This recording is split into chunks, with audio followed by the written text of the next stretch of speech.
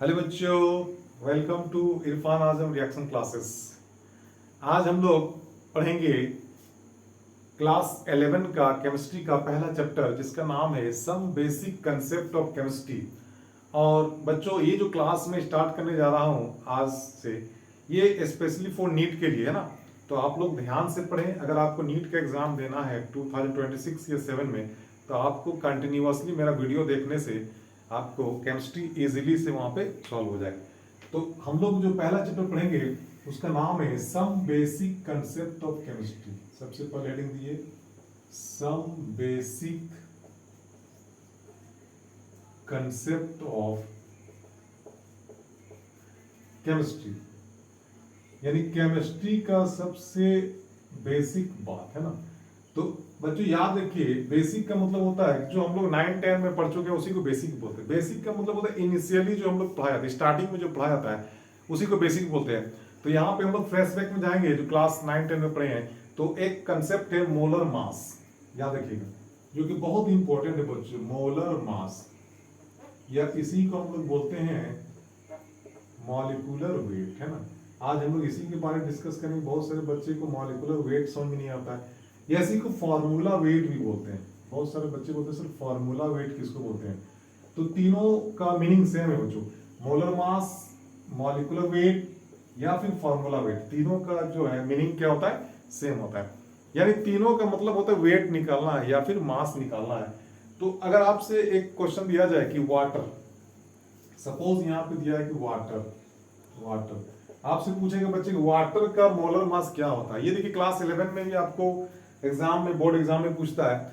और तो JEE NEET का तो बात तो है ही उसमें। तो आप समझेंगे पहले कि किसी भी कंपाउंड का मोलर मास निकालने के लिए सबसे पहले हमको ये जानना होगा उस कंपाउंड में कितने एलिमेंट्स है और उसका क्या आपका नंबर है। अब यहाँ देखिए हाइड्रोजन का यहाँ पे 2 एटम है ना। हाइड्रोजन का एटम कितना, 2 है। तो यहाँ पे 2 लिखेंगे। और हाइड्रोजन के एटॉमिक मास नंबर कितना होता है बच्चों, एटॉमिक मास नंबर होता है 1। तो यहाँ पे हम लोग लिखेंगे 1, यानी सबके एटॉमिक मास नंबर से मल्टीप्लाई करते जाना। जैसे ऑक्सीजन के यहाँ पे एटम कितना है, ऑक्सीजन 1 है, इसका एटॉमिक मास नंबर कितना होता है, 16 होता है। यानी आपका 1 से लेके 20 तक जो है एटॉमिक नंबर और एटॉमिक मास नंबर आपको आना चाहिए। एक्चुअली में यहाँ पे सिर्फ एटॉमिक मास नंबर का यूज है ना। तो एटॉमिक मास नंबर एटलीस्ट आपको आना चाहिए 1 से लेकर 20 तक क्लास 11 के लिए। अब देखिए 2 1 जा कितना हो गया, 2 हो गया, प्लस 1 16 जा कितना हो गया, 16 हो गया टोटल आपका 18। अब इसका यूनिट होता है या तो ग्राम लिखेंगे या फिर एटॉमिक मास यूनिट लिखेंगे या इसी को यूनिफाइड यूनिट लिखेंगे। 3 यूनिट से इसको हम लोग डिनोट करते हैं। आपको देखना है कि क्वेश्चन में क्या चीज का रिक्वायरमेंट है। या तो ग्राम लिखेंगे या फिर एटॉमिक मास यूनिट जिसको शॉर्ट में एएमयू बोलते हैं, या फिर इसी को लिखते हैं यूनिफाइड यूनिट, यानी यू से डिनोट करते हैं। अब यहाँ पे समझ में आया कि नहीं, फिर से एक बार समझो। यानी जिस कंपाउंड का हमको मोलर मास निकालना है, ध्यान देना है कि उसमें देखना है कि कौन कौन सा एलिमेंट्स है, उसका नंबर क्या है। तो यहाँ हाइड्रोजन एक एलिमेंट है, एक ऑक्सीजन एक एलिमेंट है। हाइड्रोजन का कितना नंबर है, हाइड्रोजन का 2 नंबर दिया, हाइड्रोजन कितना यहाँ पे 2 दिया हो। अब यहाँ पे पहले 2 लिखेंगे। अब चूंकि एक हाइड्रोजन का कितना होता है, एटॉमिक मास नंबर 1 होता है, इसलिए यहाँ पे 1 से मल्टीप्लाई करेंगे, यानी कि उसके नंबर के बाद उसके एटॉमिक मास नंबर से उसको मल्टीप्लाई कर देना है। तो 2 into 1 कर दिए। फिर यहाँ प्लस करेंगे। ऑक्सीजन का एटम देखना बच्चों, तो ऑक्सीजन कितना यहाँ पे 1 है, तो 1 लिखेंगे। और इसका एटॉमिक मास नंबर कितना हो गया, 16 हो गया। तो आपको 1:16 हो गया। तो 2 1 जा 2 किए और 1 16 जा 16 किए, तो टोटल हो गया 18। इसका 3 यूनिट, या तो ग्राम लिखेंगे या एटॉमिक मास यूनिट लिखेंगे या यूनिफाइड यूनिट लिखेंगे। एक नेक्स्ट क्वेश्चन में देखता हूँ, जैसे आपका दिया CH4 है ना। CH बहुत आराम से मतलब पढ़ना होगा, एकदम आराम से बताएंगे, जरा सा भी जल्दी नहीं है। क्योंकि अभी देखिए पढ़ाई हमेशा आसानी से तभी होता है जब आप रिलैक्स मूड में होते हैं। अब यहाँ देखिए कार्बन के एटम कितना बच्चों, कार्बन के एटम कुछ नहीं लिखा है, समझ लीजिए 1 है, यहाँ की 1 लिखेंगे। और कार्बन के एटॉमिक मास नंबर कितना 12 होता है। हाइड्रोजन के एटम कितना बच्चों, तो यहाँ पे 4 दिख रहा है आपको 4। फिर यहाँ पे प्लस करेंगे, 4 लगाएंगे और इसके एटॉमिक मास नंबर कितना होता है, 1 होता है। तो आपका हो गया 1 into 12, आपका 12 हो गया, प्लस 4 into 1 कितना हो गया, 4 हो गया, यानी आपका हो गया 16 ग्राम। अब तीनों में से कोई एक ही यूज करते थे, जनरली ग्राम ही यूज करते हैं। तो यहाँ पे आपको बात समझ में आ जानी चाहिए कि मोलर मास निकालने के लिए, देखो ये बहुत ही बेसिक है। अगर आप मोलर मास निकालने नहीं जानिएगा तो नंबर ऑफ मोल नहीं निकाल सकते हैं। और जब नंबर ऑफ मोल नहीं निकाल सकते हैं तो मोलारिटी, मोल फ्रैक्शन, ये सब रिलेटेड आपका मोलर मास है। तो पहला जो चैप्टर है उसमें ये सब चीज आपको आने वाला है, तो आप बहुत ही आसानी से मोलर मास पहले सीख लीजिए एकदम स्टार्टिंग से। सबसे पहले देखिए कार्बन, कार्बन का एटम कितना है, कार्बन का एटम 1 है, इसके एटॉमिक मास नंबर कितना होता है 12 होता है, 12 से मल्टीप्लाई कर देखना हाइड्रोजन का एटम कितना है 4 है, अब यहाँ पे 4 लिखेंगे, फिर इसके एटॉमिक मास नंबर हाइड्रोजन कितना होता है 1 होता है, तो 4 1 जा 1। अब देखिए 1 को 12 से मल्टीप्लाई करेंगे तो 12 आएगा, और 4 को 1 से मल्टीप्लाई करेंगे तो 4 आएगा, दोनों को जोड़ेंगे तो हो जाएगा आपका 16 हो जाएगा। अब ये तो हो गया आपका क्या मोलर मास मोलर निकालना सीखा। अब देखो नेक्स्ट क्वेश्चन में दे रहा हूं बच्चों,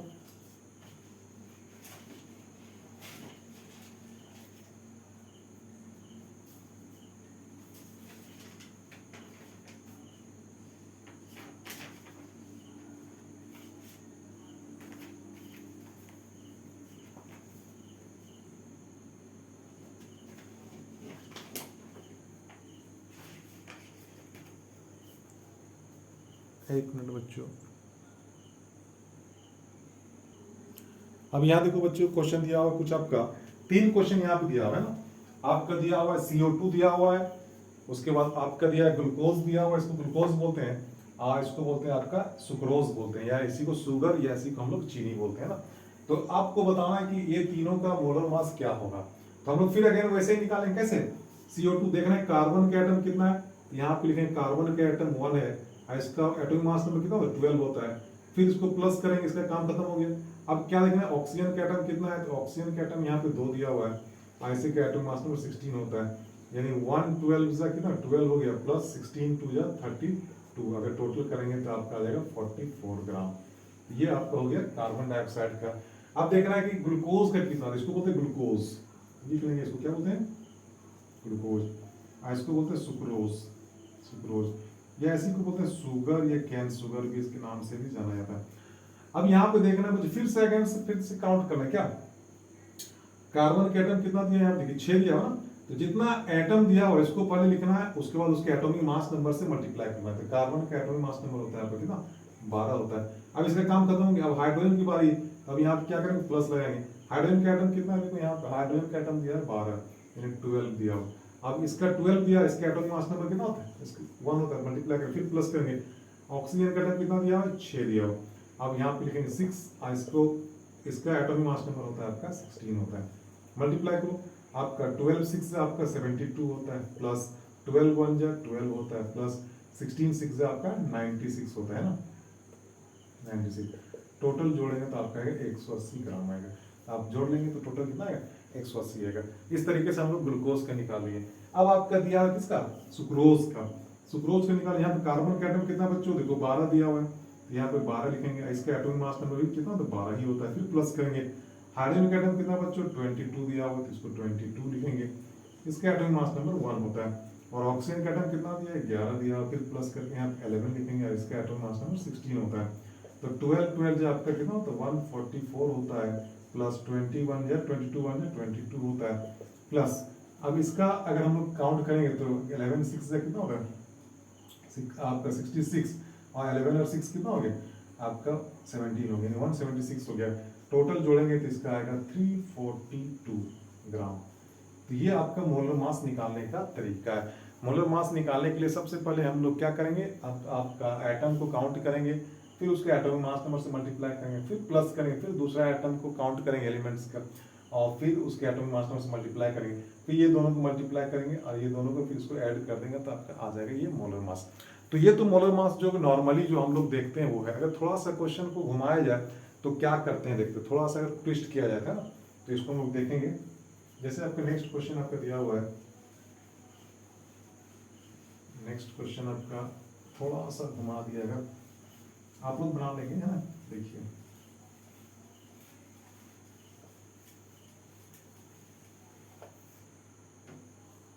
आपका जैसे दिया हुआ है CH3COOH एसिटिक एसिड। अगर आपको देखने में लग रहा है कि कंपाउंड बहुत ही बड़ा है, देखने में क्या लग रहा है बहुत ही बड़ा, लेकिन हम लोग क्या करेंगे, अगर आप एक से ज्यादा कार्बन दिया हुआ है अलग अलग जगह पे, तो सबसे पहले उसको काउंट करेंगे एक साथ और उसको एक साथ हम लोग लिखेंगे। जैसे यहाँ पे कार्बन कहाँ पे दिया है, कार्बन एक देखो यहाँ पे और कार्बन एक यहाँ पे, यानी टोटल कार्बन का कितना हो गया एलिमेंट्स, टोटल हो गया आपका 2 हो गया, तो यहाँ पे लिखेंगे 2 लिखेंगे और कार्बन का एटॉमिक मास नंबर 12 हो गया, फिर प्लस करेंगे, हाइड्रोजन के एटम देखना बच्चों कितने यहाँ पे 3 दिया, यहाँ पे 1 दिया, कितना हो गया 3 में 4 हो गया। यानी कि अलग अलग नहीं लिखना है, सबको एक साथ काउंट कर लेना फिर लिखना है। यहाँ पे 3 है, यहाँ पे 1 है, 4 हो गया, 4 लिखेंगे। फिर इसका एटॉमिक मास नंबर 1 होता है। और फिर प्लस करेंगे ऑक्सीजन का एटम कितना हो गया 1 और 1 2, यानी ऑक्सीजन टोटल कितना 2 हो गया, तो 2 लिखेंगे और फिर इसको मल्टीप्लाई करेंगे ऑक्सीजन का कितना होता है 16 से। अब यहाँ पे 12 टू कितना होता है 24 प्लस 4 1 जा 4 प्लस 16 टू जा 32, इसको काउंट करेंगे तो आपका टोटल 60 ग्राम। तो अगर आपका एक से ज्यादा अगर दिया हुआ है, एक से ज्यादा एलिमेंट्स अगर अलग अलग जगह दिया हुआ, एक साथ नहीं दिया हुआ, तो उसको हम लोग क्या करेंगे, उसको एक साथ ही काउंट कर लेंगे, उसके एटॉमिक मास नंबर से उसको मल्टीप्लाई कर देना, जोड़ते जाना है। अब यहाँ पे अगर कुछ इस तरह का दिया है जैसे CaOH का होल 2, तो बहुत बच्चे कंफ्यूज कर जाते हैं इस होल 2 का मतलब क्या होता है। तो सबसे पहले कैल्शियम देखना, कैल्शियम का 1 होता है, कैल्शियम में कितना 40 होता है एटॉमिक मास नंबर प्लस। अब यहाँ होल 2 का मतलब क्या होता है, यानी ये जो ब्रैकेट लगा होल 2 का मतलब हो गया यानी ऑक्सीजन भी 2 है और हाइड्रोजन भी 2 है। तो पहले ऑक्सीजन करके लिखते हैं, तो ऑक्सीजन यहाँ कितना है, ऑक्सीजन 2 है, यहाँ पे लिखेंगे 2 लिखेंगे, और ऑक्सीजन में कितना होता है 16, फिर प्लस करेंगे, हाइड्रोजन भी कितना है 2 है, यहाँ पे 2 लिखेंगे, यहाँ पे 1 लिखेंगे। अब 1 4 जा 40 इंटू 1 कितना 40 हो गया, प्लस 16 टू जा 32 प्लस 2 1 जा 2, यानी टोटल अगर काउंट करेंगे तो आपका कितना आएगा, आपका हो जाएगा 70, आपका 4 हो जाएगा ग्राम हो जाएगा, 2 2 4 ठीक, यानी 74 ग्राम हो जाएगा। अगर आपका कोई होल नंबर मतलब अगर ब्रैकेट के अंदर अगर दिया हुआ है, इसका मतलब ये है कि उस ब्रैकेट के बाहर जो नंबर लिखा रहेगा उससे उसको मल्टीप्लाई करते हुए चलना है। जैसे ये OH जो लिखा है, ऑक्सीजन जो है ये ब्रैकेट के अंदर है, और यहाँ पे 2 लिखा हुआ है, इसका मतलब ऑक्सीजन यहाँ पे कितना हो गया 2 हो गया। अब यहाँ पे हाइड्रोजन भी दिया हुआ है, इसका मतलब हाइड्रोजन भी कितना हो गया 2 हो गया। तो इस तरीके से हम लोग इसको निकालेंगे। अब इसमें एक और कंसेप्ट है जिसको हम लोग देख लेते हैं, उसका मोलर मास हम लोग का कंप्लीट हो जाएगा ना। अब देखते हैं दूसरा क्या कंसेप्ट। अब कहीं के हम लोग देखेंगे बच्चों को वाटर लगा हुआ रहता है, जैसे कि CaSO4 half H2O, Na2CO3 10H2O। तो ये आपका आखिरी सबसे मतलब अगर क्वेश्चन को घुमाया जाए तो आखिरी सबसे आपका क्या होगा ट्विस्टिंग होगा। जैसे आपका दिया Na2CO3, अगर आपसे निकाला जाएगा Na2CO3, तो ये तो नॉर्मल है आपका Na2CO3। यहाँ आप देख रहे हैं कि सोडियम का एटम कितना यहाँ पे 2 है, यानी कि 2 लिखेंगे, और सोडियम का कितना होता है 23 होता है। फिर प्लस करेंगे, कार्बन का एटम कितना 1 है, फिर इसका कितना लिखेंगे 12 होता है। फिर प्लस करेंगे, ऑक्सीजन का एटम कितना 3 है, तो यहाँ पे 3 लिखेंगे, और इसका होता है 16। अब इसको मल्टीप्लाई करो, 23 2 जा कितना हो गया 46 हो गया, प्लस 1 12 जा 12 प्लस 16 3 जा 48। इसको काउंट करेंगे तो 106 ग्राम आएगा। आपको देख लीजिएगा 8 2 10 और 6 कितना 16, 4 1 5 1 6 और 4 10, यानी कि 106 ग्राम आएगा। ये तो नॉर्मली हो गया जो हम लोगों ने अभी तक जैसा पढ़ा, उसके अकॉर्डिंग Na2CO3 का निकालेंगे तो 106 ग्राम होगा। लेकिन अब मामला यहाँ पे फंसेगा कब, जब आपका उसके साथ लगा दिया गया वाटर मॉलिक्यूल्स। जैसे यहाँ पे अगला क्वेश्चन है, आप देखिए Na2CO3 और यहाँ पे पॉइंट और 10H2 आ गया ना। देखो अब इसका निकालना बच्चों, यहाँ पे पॉइंट दिया हुआ है, कभी कोई पॉइंट नहीं दिखता है। अब चूंकि ये एक वॉशिंग पाउडर का यानी कि वॉशिंग सोडा का ही फार्मूला है, तो Na2CO3 अब आगे 10H2, देखो 10H2, ये आपका नया टर्म आ गया जो बच्चा हमेशा इसमें कंफ्यूज करता है कि सर 10H2 आ गया, हाफ H2 आ गया, 5H2 आ गया, तो इसमें कैसे हम लोग निकालेंगे। तो बच्चे जनरली यहाँ पे फंस जाते हैं। तो आपको फंसना नहीं है, आपको हर तरीके का मतलब जो है क्या होता है उसको हर तरीके का जो है पैतरा जो होना चाहिए कि जंग के मैदान में आना चाहिए लड़ने के लिए, तब ना आप कोई चीज़ सीखिएगा। तो उसी तरीके से हर तरह का क्वेश्चन आपको बनाने आना चाहिए। तो बच्चों फिलहाल देखो Na2CO3 तो Na2CO3 यहाँ तक तो हम लोग निकाल चुके हैं, इसका कितना है 106 हो, ये तो क्लियर है। यानी Na2CO3 का कितना हो गया 106 हो गया, जो कि अभी हमने थोड़ा देर पहले निकाला। अब इसके बाद हमको देखना ये कि यहाँ पे पॉइंट दिया है और फिर 10H2, तो फिर यहाँ पे हम लोग प्लस कर देंगे, यहाँ पे 10 जितना डिजिट दिया हो, अगर 10 दिया तो 10 लिखेंगे, अगर 5H2 हो तो 5 लिखते, हाफ H2 हो तो हाफ लिखते हैं। तो यहाँ पे 10H2 है तो 10 लिखेंगे। अब फिर अभी हम लोग चूंकि वाटर का हम लोग अभी निकाल चुके बच्चों, वाटर का कितना निकाला, ये आपको 18 निकाला, इसलिए वहाँ पे वाटर से मल्टीप्लाई कर देना है। यानी जो नंबर दिया रहेगा वाटर से पहले उसको नंबर को लिख के आपका 18 से मल्टीप्लाई कर देंगे, क्योंकि 18 के वाटर का मोलर मास होता है।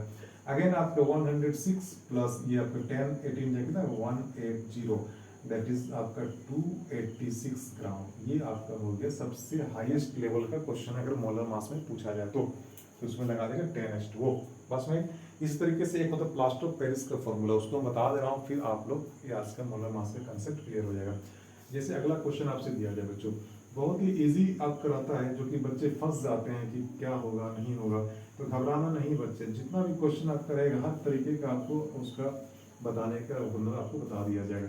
जैसे आपका दिया CaSO4 कैल्शियम फॉस्फेट, किसका क्या होगा, कैल्शियम सल्फर। अब तो कैल्शियम यहाँ एक है तो यहाँ पे 1 लिखेंगे, इसका कितना होता है 40 होता है, प्लस सल्फर यहाँ पे कितना एक ही एटम है तो 1 लिखेंगे, इसका 32 होता है, इसका एटॉमिक मास हो। फिर प्लस करेंगे यहाँ पे ऑक्सीजन कितना है 4 है तो यहाँ पे लिखेंगे 4 और इसका होता है 16। अब इसको काउंट करेंगे तो 1 इंटू 40 कितना 40 प्लस 1 इंटू 32 कितना 32 प्लस 16 4 जा 64। अगर इसको टोटल काउंट करेंगे तो 4 2 6 0 6 हो गया, 6 3 9 और 4 13 यानी 136 ग्राम हो गया। यानी CaSO4 जो नॉर्मली अभी तक हम लोगों ने जो निकालने के लिए सीखा, तो CaSO4 में कितना होता है 136 होता है। अब अगर इसमें थोड़ा सा ट्विस्टिंग कर दिया जाए तो यहाँ पे क्या मिक्स कर देगा, यानी आपको लिख दिया जाएगा CaSO4 half H2O, that is plaster of Paris का ही फॉर्मूला है। अगर आपको लगा दिया CaSO4 हाफ H2O, तब यहाँ पे क्या करना है, तो बच्चे घबराना नहीं, फिर अगेन हम लोग वही ट्रिक्स अपनाएंगे। कौन सा ट्रिक्स, देखो यहाँ पे पहले CaSO4 का हम लोग निकाला, कितना निकला 136, यानी ये जो CaSO4 है इसका कितना लिखेंगे 136 लिखेंगे, फिर प्लस। अब जितना आपको दिया हो, देखिए यहाँ हाफ H2O है, यहाँ प्लस करके हाफ कर देंगे, और वाटर का हम लोग जानते हैं कितना होता है 18 होता है, तो वाटर का 18 होता है। फिर अब यहाँ देखिए कटेगा 2 9 जा कितना 18 हो गया, यानी आपको 136 प्लस 9 दैट इज 145 ग्राम। तो ये आपका सबसे हाईएस्ट लेवल का क्वेश्चन है, किसके लिए, मोलर मास के लिए। तो मोलर मास का जितना भी क्वेश्चन अब आएगा बच्चों, चाहे 9 10 11 12 जो भी है आपका ये कॉम्पिटिशन JEE नीट में, इससे बाहर आपको नहीं रहेगा। अब मोलर मास बहुत ही इंपॉर्टेंट है, अगर मोलर मास आप नहीं जानेंगे तो इसके आगे का जो हम लोग पढ़ने जाएंगे नंबर ऑफ मोल्स निकालने के लिए, या फिर मोलारिटी, तो वहाँ पे आपको परेशानी हो सकती है। इसलिए मोलर मास सबसे बेसिक नीड है केमिस्ट्री का, और आप इसको अच्छी तरीके से आज सीख लिए। और इस वीडियो को एक बार और रिपीट कर लेंगे अगर आपको नहीं समझ में आए। अब आज से क्लास हमारा कंटिन्यू हो गया। अब अगला क्लास में हम लोग मोल कंसेप्ट पढ़ेंगे, यानी कि नंबर ऑफ मोल्स कैसे निकाला जाता है, और फिर मोलारिटी मोल फ्रैक्शन पढ़ेंगे, और जो भी आपका दिया हुआ चैप्टर 1 में आपका क्लास 11 का। तो ये बहुत ही बेहतरीन क्लास में शुरू किया हूँ बच्चों, इसलिए आप इसको आराम से देखें, रिलैक्स माइंड में देखें और बार बार देखें। और अगर हमारे चैनल को सब्सक्राइब नहीं किया तो उसको कर देंगे, और लाइक शेयर सब जैसा करना है बोलते हैं वैसे कीजिए ना। तो आज के लिए बच्चों इतना ही रहेगा, और नेक्स्ट क्लास के लिए आप लोग वेट कीजिए, तब तक के लिए थैंक यू।